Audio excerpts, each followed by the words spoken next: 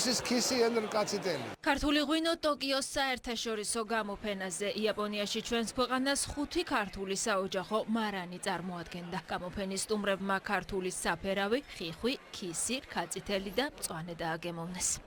ღვინის სახელი და ქვეყნის სახელი, როგორც მეღვინეობის სახელი, მცირე ბარნებზე დგას მთელ მსოფლიოში და მათი მხარდაჭერა, ეს უპირობო მხარდაჭერა, რა თქმა უნდა, აუცილებელია, რომ მსოფლიომ გაიცნოს ქართული ღვინო. განსაკუთრებულს და განსხვავებულს თავაზობ იაპონელებს ჩვენს ბუნებრივ ღვინოებს, რომელიც არის იაპონიისთვის საინტერესო, იაპონელი მომხმარებლებისთვის, რადგან იაპონია გამოირჩევა უფრო მაღალი მყიდველუნარიანობით, შესაბამისად ეს უფრო ნიშური სეგმენტის მაღალი საფასო კატეგორიის ღვინოები უფრო საინტერესოა მათთვის. აღნიშნული გამოფენის ორგანიზატორია ცნობილი ღვინის მაგისტრი იზაბელ ლეჟერონი საფრანგეთიდან, ხოლო ტოკიოს გამოფენაზე მოსულ იაპონელ ღვინის პროფესიონალებს და მომხმარებლებს მიეცათ შესაძლებლობა დაეგემოვნებინათ უნიკალური ქართული ღვინოები და ასევე გაცნობოდნენ ქართული ღვინის წარმოების უძველეს ტრადიციებსა და კულტურას. ჯერ დააჭაშნიკეს, შემდეგ კი ქართული ღვინის წარმოების უძველეს ტრადიციებსა და კულტურას გაეცნენ. ისტორიას, რომელიც 8000 წელს ითვლის და საქართველოს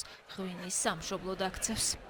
ასეთი პატარა ქვეყნიდან მომდინარე კულტურული მემკვიდრეობისა და მეღვინეობის ტრადიციების ასეთი ძლიერი გავლენა ყველგან იგრძნობა. ცოტა ხნის წინ ვიყავი საქართველოს სტენდთან და ვაჭაშნიკებდით ღვინოებს ჟურნალისტებთან ერთად, რომლებიც აღფრთოვანებულები იყვნენ. იაპონელებისთვის ქართული ღვინის მაჩვეული არ არის, თუმცა აქ ბევრი ღვინის მოყვარულია, მათ შორის იაპონელებიც, ვისაც მეტი ცოდნა აქვთ ქართული ღვინოების შესახებ, როგორებიცაა საფერავი, ქისი და ნარინჯისფერი ღვინო, რომელიც ხასიათდება ძლიერი არომატით და სასიამოვნო სურნელით. და ხო, ჩვენ გვიყვარს ქართული ღვინო. ეს არის პროცესი ქართული ღვინის იაპონურ ბაზარზე დამკვიდრების ხელშესაწყობად.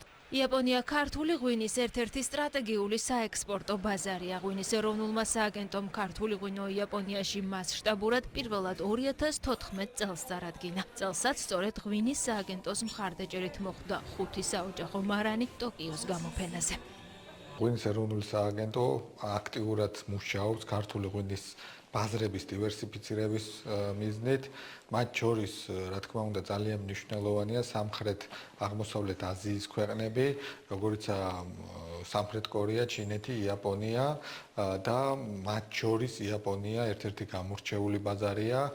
აქ ქართული ღვინო ძალიან ფასობს. იაპონიაში ჩვენ ნიშურ სეგმენტზე ვმუშაობთ, ძალიან დაფასებულია და განსაკუთრებული ადგილი უჭირავს ქართულ ქვევრის ღვინოს. ქართული ღვინის ექსპორტი იაპონიაში ყოველწლიურად მზარდია. მიმდინარე წელს მხოლოდ 4 თვის მონაცემებით საქართველოდან იაპონიაში ექსპორტზე 71,000-მდე ლიტრი ღვინო გავიდა, რაც წინა წლის ანალოგიურ მაჩვენებელს 21%-ით აღემატება.